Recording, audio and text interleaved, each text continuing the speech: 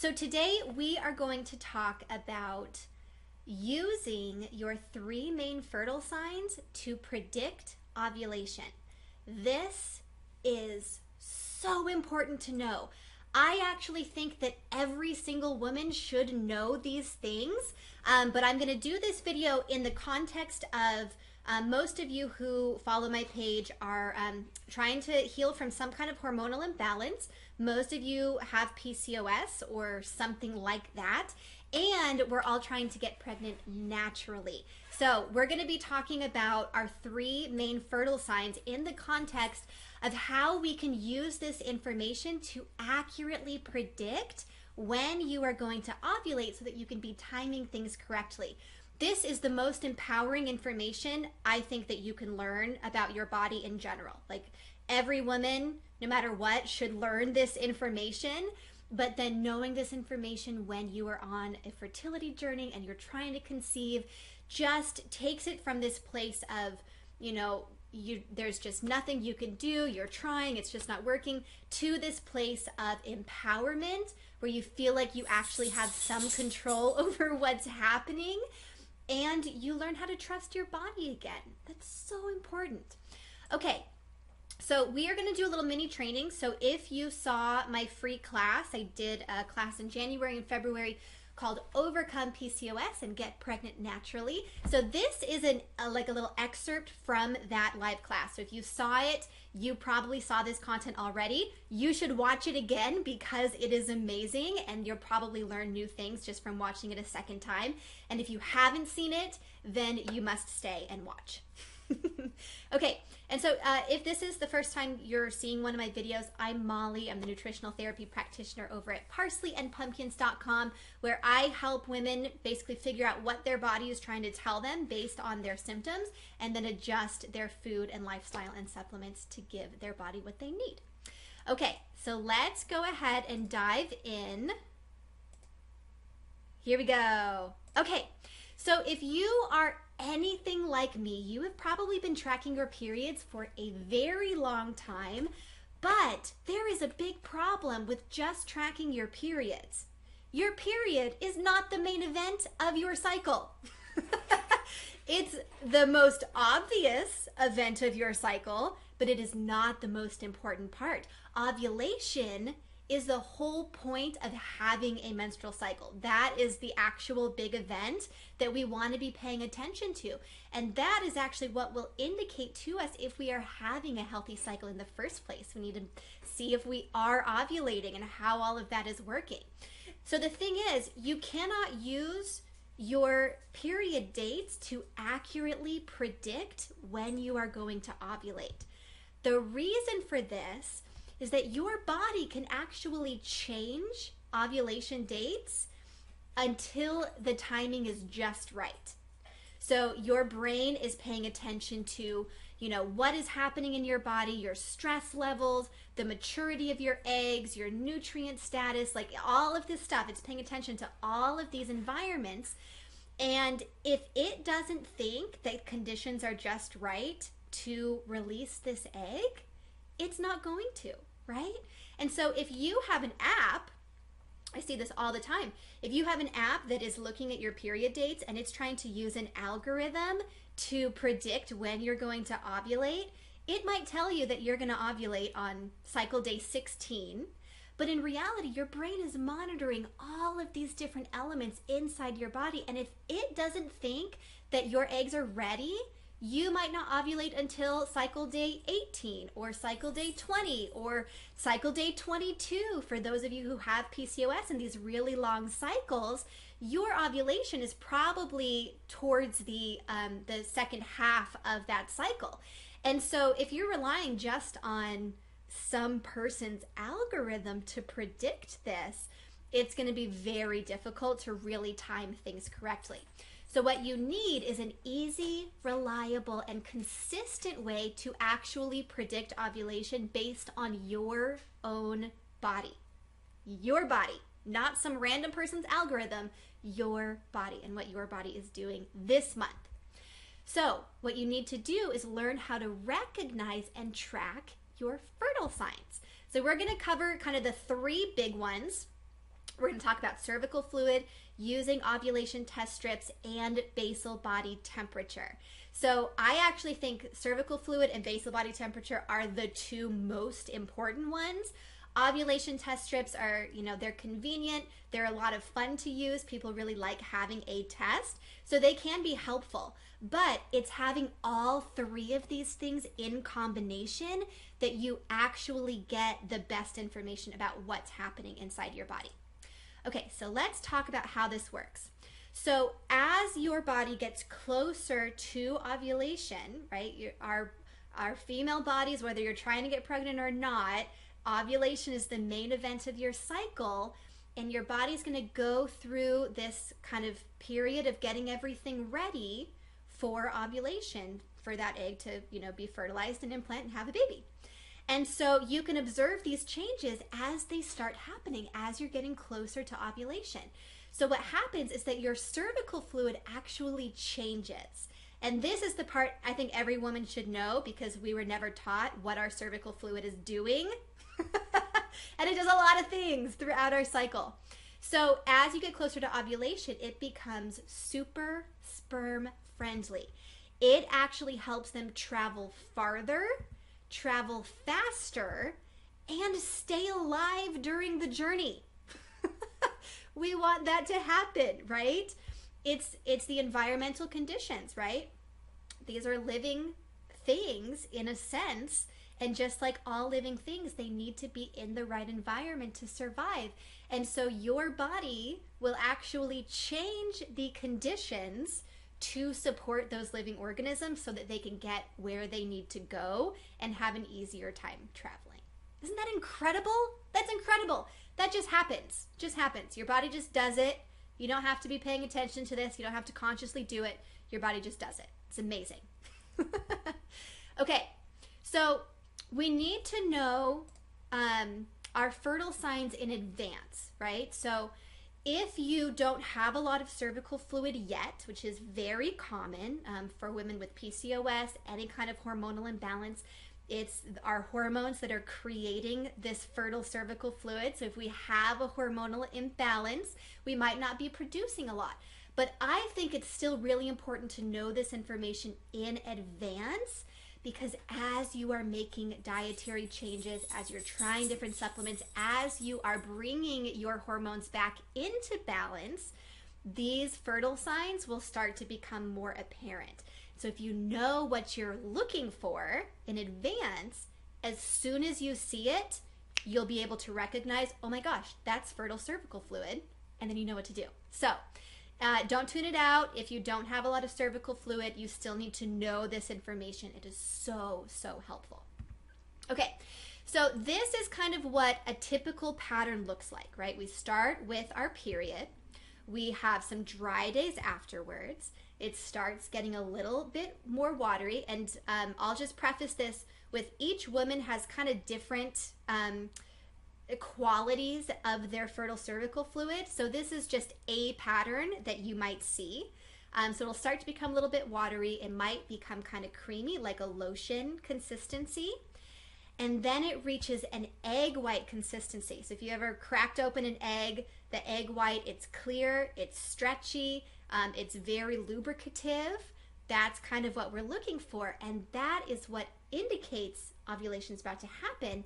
And then afterwards, we just go right back to dry days, right? So it's this ramping up of your cervical fluid. It's the change in consistency, the change in quality that is indicating to you that your hormones are getting ready for ovulation.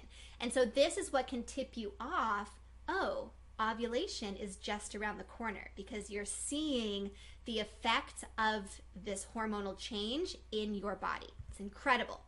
And so as you are seeing this fertile cervical fluid become more apparent, that's when you can start using the ovulation test strips. So again, like if you're just basing it on a calendar, you may or may not ovulate anywhere near the calendar prediction. So this is why paying attention to what your body's actually doing is so helpful. You can get a much clearer prediction of what's happening. So as your cervical fluid starts ramping up, that's when you can start using the ovulation test strips to see what's going on. So these are looking for luteinizing hormone, which is like the catalyst. It's like the first domino in the series of events that eventually leads to ovulation. So that's why it's so helpful to see when you actually get that luteinizing hormone surge. So I usually suggest that people do, if you are going to use the ovulation test strips, test 2 or 3 times during the day, because that surge can happen pretty quickly. It's not really something that's going to take a couple of days. You can have a surge and then a couple hours later, there's hardly anything there. So testing a few times throughout the day can be really helpful to make sure that you catch it, that you catch that surge. And so once you get a positive on that luteinizing hormone test strip, that indicates that ovulation will happen anywhere from 12 to 48 hours after that positive. That's a huge gap. 12 to 48 hours. A lot can happen in between then. So this is actually why I think the ovulation test strips are pretty cool, is that you can see when in that range your body falls, right? Like what is your unique pattern? And the basal body temperature is what can help you figure that out. So the luteinizing hormones, like this tells you that it's happening, right? So cervical fluid tells you it's about to happen. The luteinizing hormone tells you it's currently happening. And then the basal body temperature is what will confirm it. So a note on the luteinizing hormone test strips for women with PCOS, most of you probably already know this, but they are not very reliable for women with PCOS because you tend to have more luteinizing hormone in your system in general, and so you can get a lot of false positives. So if you are doing the luteinizing hormone test strips at home and you're seeing a lot of positives throughout the month, that it's not really an indicator that you are really about to ovulate. It's an indicator that your body is producing a little bit too much luteinizing hormone, and it just means that you have a little bit more work to do in balancing your hormones. But you can continue to look for these fertile signs, continue to do these tests so that you know the changes you're making to balance your hormones are starting to take effect. You'll start to see this kind of even out. Okay, so the basal body temperature is what actually confirms ovulation was successful. I think this is one of the most important things that you can track. I think it's the coolest thing you can track. I love like geeking out over this information. It's so cool. So this is essentially how it works. So, we're all born with our certain number of eggs. They go through a process of maturing. Once you ovulate, that follicle, you can think of it as, the little home that that egg was in. Once that egg is released, that follicle becomes its own endocrine gland that produces hormones. It's incredible that it does this. So it's called the corpus luteum. And this is what produces progesterone in your body. So if you think about the word progesterone, it's like progestation. If you think about gestation, it's a warm environment. If you think about, seeds germinating, eggs incubating, it's warm. And so progesterone does the same thing in your body, and you can actually observe that temperature increase in your basal body temperature. And so this is what can tell you, okay, we definitely ovulated. We have a corpus luteum. It's producing progesterone, so we know that ovulation was successful. It's really, really incredible. So this is kind of what it would look like during the month. There we go. So the blue line is meant to represent your temperatures each day during the month, right? So during your period, during those dry days, you can see the temperature is different each day. That part actually doesn't really matter. What we're looking for is these two phases where we've got low temperatures at the beginning of our cycle, and then right as we're seeing the cervical fluid change, we're getting that positive on the luteinizing hormone test strip, all of a sudden we have this huge bump in temperature, and then it stays high through the rest of your cycle.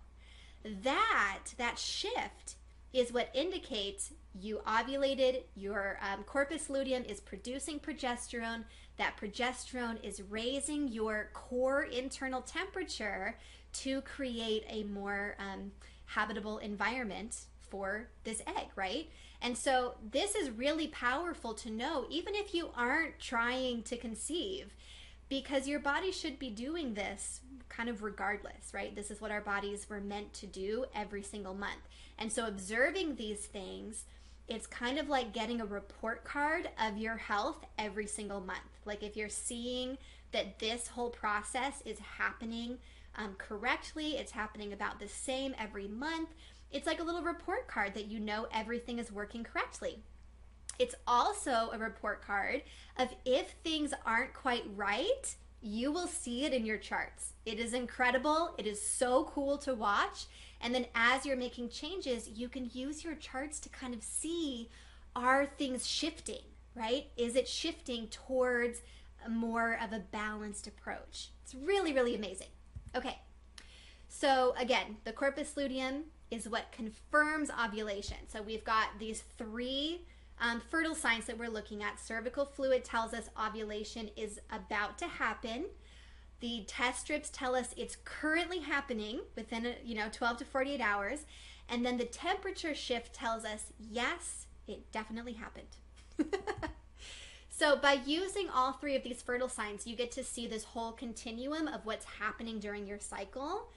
So you get so much more information about what your body is actually doing and really what your hormones are doing. It's so cool. So just a note, this is especially important for women with PCOS, any kind of hormonal imbalance really, but PCOS for sure. This is why it's so important to be tracking your basal body temperature. Women with PCOS, your body might try to ovulate a couple of times during the month, right? So our brain is always monitoring our environment. It's waiting for the right time to ovulate. It might kind of begin the process, right? Tip that first domino, but then something in your hormone imbalance, you just hit a speed bump, right? And so the process just doesn't complete all the way. And so your body will try again in a couple of days. So here's the thing, you can see on this chart, if you are just paying attention to cervical fluid and the ovulation test strips, you would have had your period, had some dry days, seen this cervical fluid becoming more fertile. You might have gotten that positive luteinizing hormone test strip. You would have timed all of your intercourse around that period, right, if you're trying to conceive. And then you would have thought you were done. You would have thought you ovulated and that's it. So you'd have a couple more dry days, and then all of a sudden, your fertile cervical fluid is coming back and it's ramping up again.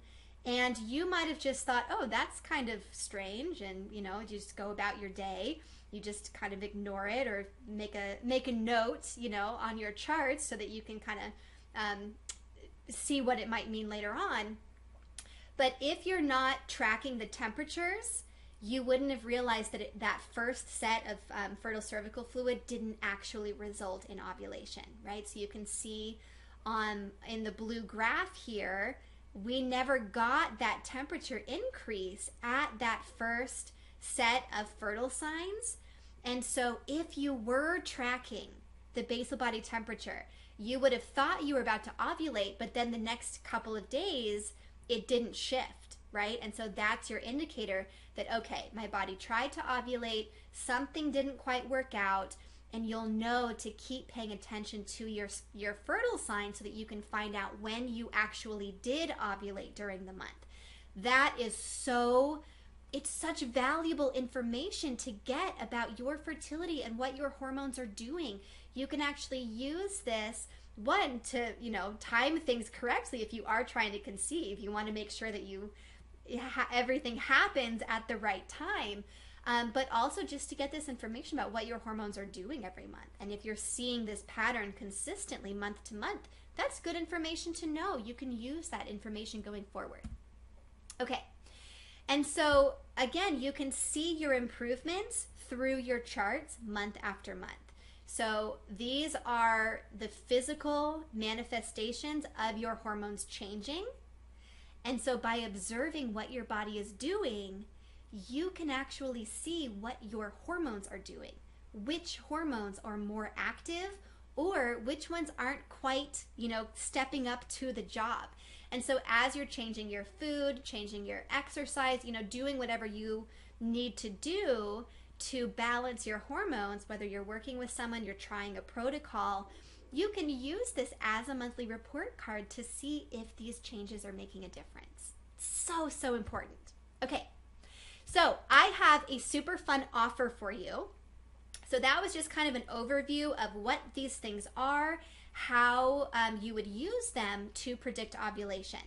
So I made a little video series a while back that was just for clients to teach them kind of how to actually start charting this, right? So like, what are all the different kinds of cervical fluid you might see? What do they actually mean? How to chart your basal body temperature? And I made a video series just so that we didn't have to, use an entire session to go through this. So you can just watch the videos, learn this information, and then during our sessions, we could go through like what your body is actually doing, actually look at your charts.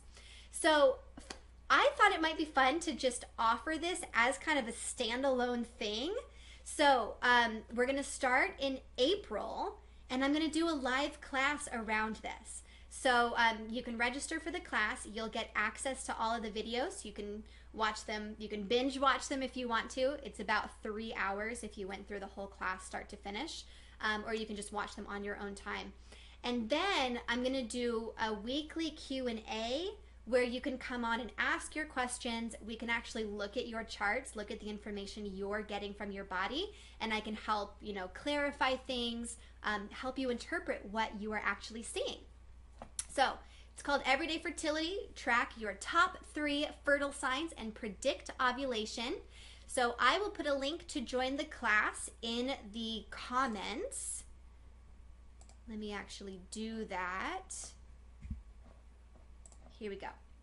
Okay, so the class is $79, which is a steal for all of the videos and 4 weeks of live Q&A calls.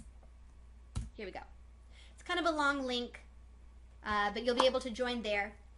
And so class is going to start April 3rd. As soon as class opens, you'll get access to all the videos. It'll teach you, so the videos are Hormones 101. So you're going to actually learn like everything that happens in your cycle, the 5 main hormones that your body uses, what they actually do, what physical changes they create in your body.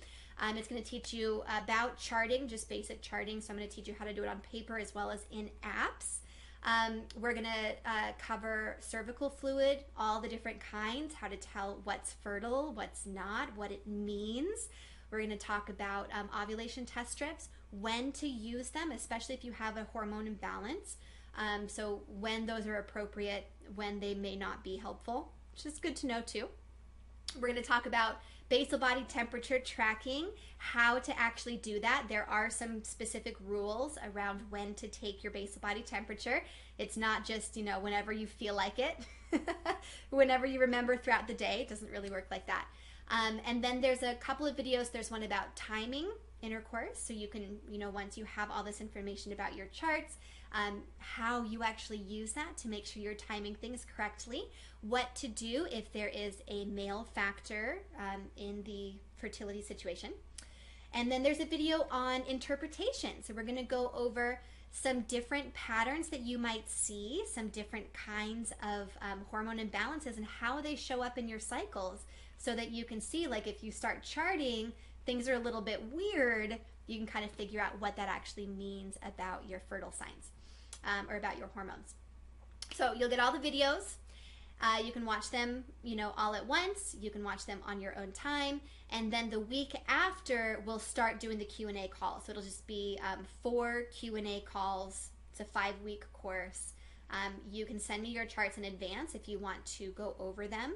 And again, it's a private group, right? So this isn't, it's not going to be publicly sharing your information. It's just with me and with the other women in the course who are going through the same thing that you are, right? And so you guys can all talk to each other as well, share in what's working for you, what's not, what you're seeing from your charts. So cool to go through this with a group of women and to see how different everybody's chart is, In the little mini training that we did today, we kind of that's just like one pattern that you might see in your chart. It's kind of the typical standard pattern that that's really helpful for teaching. But your charts could be completely different, and it might be different than someone else's too. So it's really powerful to go through that with a group of women where you're all learning at the same time, cheering each other on, sharing what's working. Super cool. Okay, so there's a link in the comments if you want to join the class. It's going to start April 3rd. Super excited to share all this information with you. It's a really cool class. I'm quite proud of it. There's a lot of information around charting, around what your hormones are doing. So I really just condensed this down into what you need to know if you are trying to conceive, especially if you're trying to do that naturally and if you have a hormone imbalance, right? So this class is not going to cover every single thing related to charting. For example, if later you want to use this for contraception to avoid pregnancy, I don't cover that in this class. I have a awesome practitioner I can refer you to for that. But this class is just going to be for if you're trying to conceive, how can you start learning these fertile signs, tracking them, recognizing them in your own body right away so that you can get this information and use it. All right, everyone, I will talk to you soon. I'm going to be back on a couple times during the week. Leave me a comment if you have any questions about the class, about the content that was shared today. Just drop me a line. You know where to find me, either here on Facebook, send me a message, or you can find me over at parsleyandpumpkins.com. All right, I'll talk to you soon.